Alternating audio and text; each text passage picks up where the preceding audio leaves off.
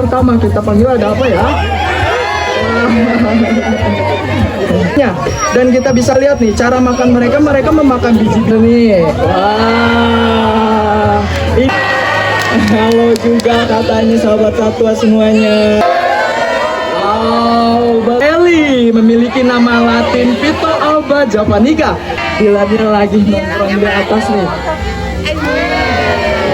Burung julang mas, dia juga memakan buah-buahan dan juga satwa-satwa kecil lainnya. Mereka semua ada di bawah Kadifa, jadi tenang para pengunjung di bawah oleh Kadifa. Mojun, ini boleh Karama. Dan ini ada anak kambing ceko kami yang pengunjung untuk segera menempati tempat duduk yang sudah kami sediakan. Sebelum presentasi ini kami mulai, kami mohon perhatian serta kerjasama Anda untuk tidak ada yang merokok, tidak ada yang membuka makanan, dan tidak ada yang berlalu lalang, serta tidak ada yang membuka payung selama presentasi kami sedang berlangsung. Dan tentunya kami memberikan kesempatan untuk Anda bisa mengabadikan momen dengan mengambil foto ataupun video. Yang terpenting tidak menggunakan kamera blitz ataupun kamera flash. Presentasi edukasi satwa akan kami mulai untuk Anda dan tentunya selamat menyaksikan.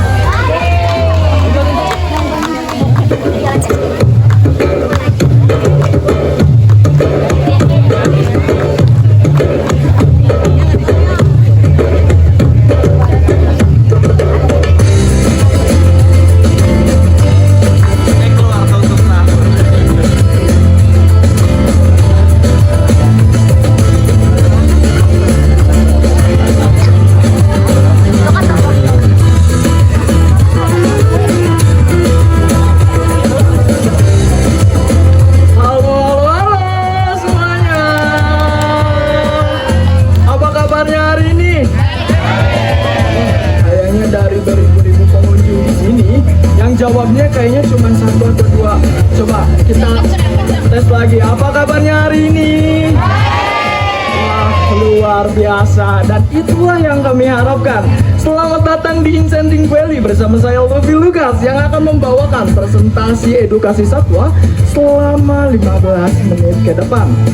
Dan tentunya para sahabat satwa semuanya nih perlu kita ketahui nih, Enchanting Valley itu tidak hanya sebagai tempat rekreasi saja, akan tetapi kami juga memberikan sebuah edukasi mengenai satwa untuk mengajak kita nih agar selalu peduli terhadap satwa dimanapun dan kapanpun. So, are you ready? Baiklah, ready ya.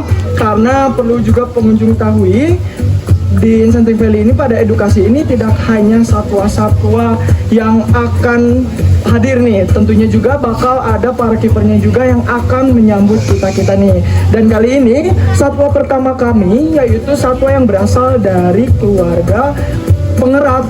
Ada yang tahu nggak? Atau dalam keluarga domestik. Ada yang tahu nggak apa sih satwa domestik itu? Ada yang tahu? Gimana kak? Satwa domestik itu apa sih kak? Yang lokal katanya. Betul, hampir betul ya lokalnya, karena satwa domestik itu merupakan satwa yang sering dipelihara oleh manusia, yang tentunya sudah dijinakan. Dan tentunya karena manusia itu telah hidup berdampingan bersama satwa itu selama berabad-abad lamanya. Dan kalau misalnya satwa untuk yang asli Indonesia itu disebut sebagai satwa endemik. Kalau satwa domestik merupakan satwa yang sering dipelihara oleh manusia. Contohnya di dunia itu banyak sekali. Ada kambing, ada juga kuda, ada kucing, ada anjing, dan masih banyak lainnya. Dan pada kesempatan kali ini saya akan memberikan dua contoh satwa domestik yang berada di Enchanting Valley. Untuk satwa domestik yang pertama merupakan satwa yang berasal dari keluarga pengerat. Ada yang tahu? Apa? Oke, baiklah kita panggilkan. Inilah dia satwa pengerat kami yang pertama. Kita panggil ada apa ya? Ini merupakan guinea pig ataupun tikus Belanda. Dan guinea pig merupakan satwa mamalia yang menyusui, dan mereka termasuk ke dalam satwa pengerat, di mana gigi serinya akan terus tumbuh sepanjang hidupnya karena untuk mengunyah makanan-makanan, dan apabila mereka tidak mengunyah giginya akan terus tumbuh sepanjang hidupnya dan akan menyakiti dirinya sendiri. Dan Guinea pig ini merupakan satwa yang berasal dari pegunungan Andes. Dan untuk satwa domestik kami, boleh dong dikasih tepuk tangannya dan semangatnya lagi nih. Dan tentunya tidak hanya Guinea pig aja nih yang berasal dari satwa domestik. Kali ini kita akan berkenalan dengan satwa domestik yang pada zaman dahulu digunakan sebagai penyampai pesan. Ada yang tahu? Merpati. Coba bener gak ya?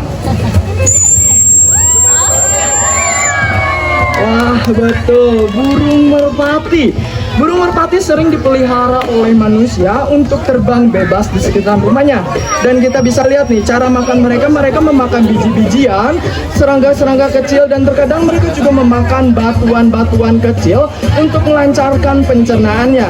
Dan burung merpati ini mereka juga sering dipelihara untuk dijadikan atau dilatih menyampaikan pesan pada zaman dahulu sebelum ditemukannya alat komunikasi canggih. Dan burung merpati juga fun fact-nya, mereka dapat mengendalikan lingkungan, mereka dapat pembersihan lingkungan dan juga dapat membantu penyerbukan tanaman. Hebat sekali ya. Dan itulah dia burung merpati kami yang cantik. Dan sahabat satwa semuanya, kali ini kita akan bergeser ke satwa yang berasal dari keluarga burung paruh bengkok, yang dimana dia memiliki kecerdasan yang sangat luar biasa. Kira-kira ada yang tahu apa? Kita panggil nih. Wah, ini dia kakak tua jambul kuning kami yang bernama Lila. Boleh dong dikasih semangatnya, dipanggil dulu Lilanya. Kasih saya hello buat Lilanya. Ini burung kakak tua jambul kuning kami yang bernama Lila. Mereka termasuk ke dalam satwa burung paruh bengkok ataupun burung nuri-nurian.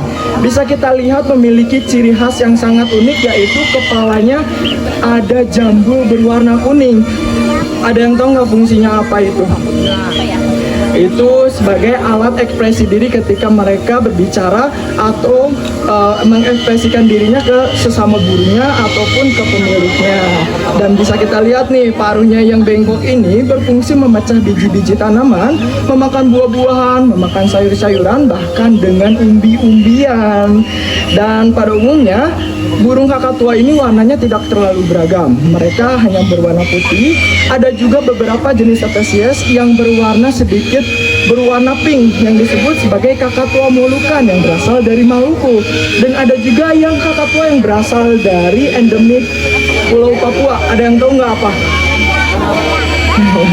Kakak tua raja yang memiliki sedikit warna hitam. Dan burung kakak tua ini juga sering dipelihara oleh manusia untuk dilatih berbicara manusia, berbahasa seperti manusia, seperti halo, hai, selamat pagi, dan masih banyak lainnya. Walaupun mereka tidak mengerti apa kata dari ucapan yang mereka sebutkan tadi, karena mereka memiliki kecerdasan yang sangat luar biasa. Thank you Lila.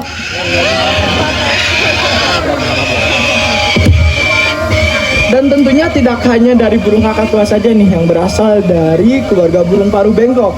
Kali ini kita akan berkenalan dengan burung paruh bengkok kami yang memiliki warna yang lebih cerah dan juga cantik. Ada yang tahu nggak kira-kira apa itu? Kita panggilkan ya. Morpheus. Oh, ini dia burung makau kami yang berjenis blue and gold yang memiliki namanya Morpheus. Boleh dong dikasih sapaan juga buat Morpheus ini. Halo juga katanya sahabat satwa semuanya. Ada yang tahu nggak warnanya apa aja? Coba acungkan tangan. Apa adek? Ada biru, terus ada apa lagi? Ada kuning katanya. Terus ada yang tahu gak siapa lagi adek? Ada merah, ada hijau, katanya ada hitam. Boleh dong, betul nih sekali nih. Boleh tepuk tangannya buat adeknya nih. Hebat sekali udah berani jawab. Betul sekali, burung makau memiliki warna yang lebih beragam dan juga lebih cantik. Berasal dari benua Amerika. Mereka sering ditemukan terbang bebas di sekitaran hutan-hutan tropis. Dan terkadang juga ada beberapa jenis spesies yang sudah sering ditemukan di hutan-hutan savana. Namun sayang sekali nih, beberapa jenis dari burung makau mereka hampir terancam punah. seperti makau hiasin, green wing, dan scarlet, dan masih banyak lainnya. Tapi kita masih bisa ketemu nih dengan burung makau berjenis blue and gold. Masih banyak ditemui di Indonesia, dan tentunya di Insenting Valley pun para pengunjung bisa ketemu dan bisa berfoto juga dengan burung makau di stand kami yang telah disediakan. Terima kasih Marves. Nah, sahabat satwa semuanya, kali ini saya sudah pegang glove ataupun sarung tangan. Kira-kira kita akan berkenalan dengan apa ya? Burung hantu, katanya ada elang, dan dia termasuk burung pemangsa yang aktifnya di malam hari. Elang, elang kayaknya nggak aktif di malam hari deh kak. Apakah kira-kira burung hantu? Coba ya kita panggilkan burung hantu apa yang akan datang. Wow, betul, burung hantu. Dan inilah dia burung hantu serak Jawa kami yang bernama Eli, memiliki nama Latin Pito alba javanica, atau dalam bahasa Inggrisnya disebut sebagai common barn owl. Para pengunjung semuanya, ada yang lihat gak face atau wajahnya berbentuk seperti apa sih? Seperti heart katanya. Kakak di sini seperti apa kak? Pocong. Serem juga ya kak kalau pocong. Nah, ini fungsi dari face ini, mereka merupakan berfungsi sebagai parabola alami yang dimana mereka dapat mengumpulkan frekuensi suara untuk menentukan atau menemukan lokasi dari para pemangsanya. Dan ketika tadi burung hantu terbang, ada yang mendengar gak kepakan sayapnya? Enggak, itu dikarenakan burung hantu ini di setiap ujung sayapnya itu berbentuk seperti sisir, sehingga ketika mereka mengepakkan sayapnya, frekuensi tersebut akan dipecahkan sehingga tidak akan terdengar layaknya seperti hantu. Tapi bukan disebut burung hantu partner hantu ya, mereka merupakan partner dari para petani. Dan ketika mereka malam hari tiba, mereka akan menggunakan penglihatan dan pendengarannya yang sangat tajam. Ketika mangsanya didapat, mereka akan dicengkram menggunakan cakarnya yang kuat dan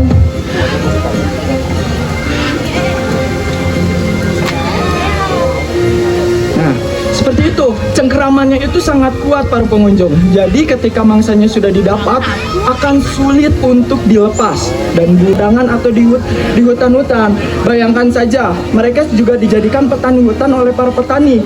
Mereka dapat menghabiskan 1000 ekor tikus dalam 1 tahun. Hebat sekali ya.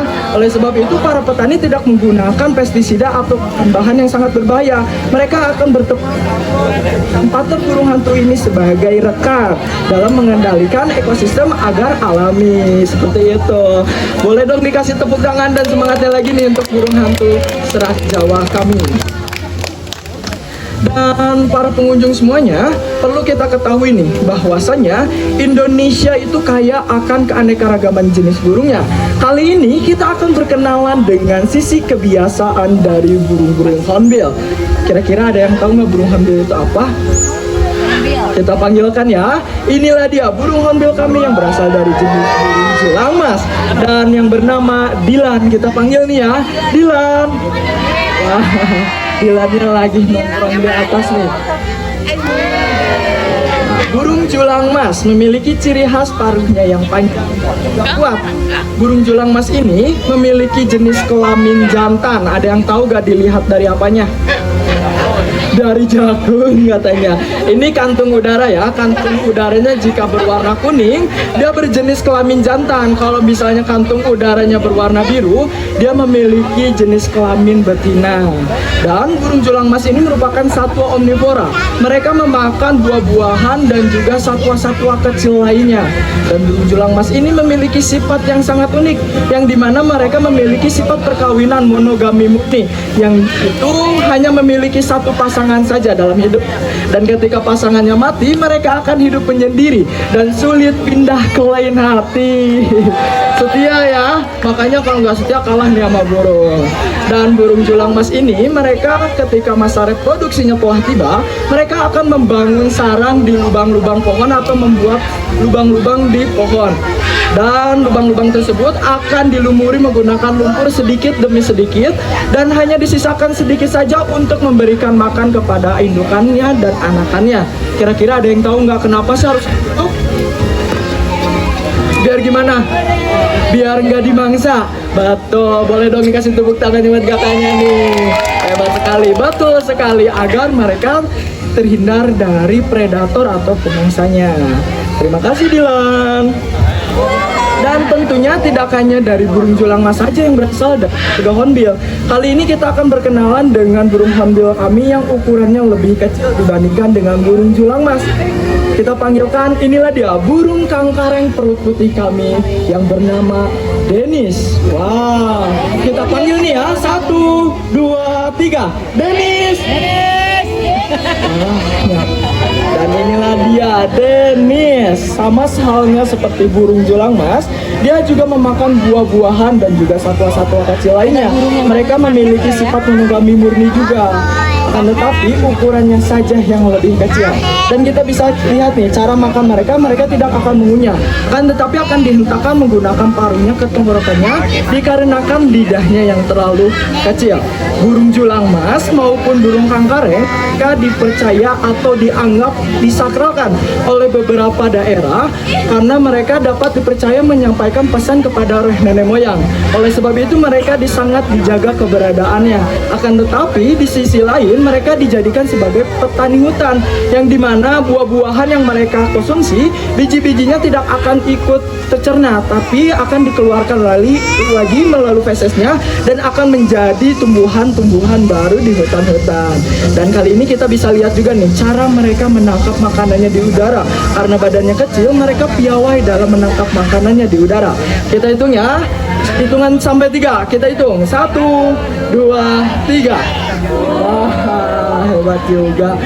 Dan itulah dia kedua burung hornbill kami.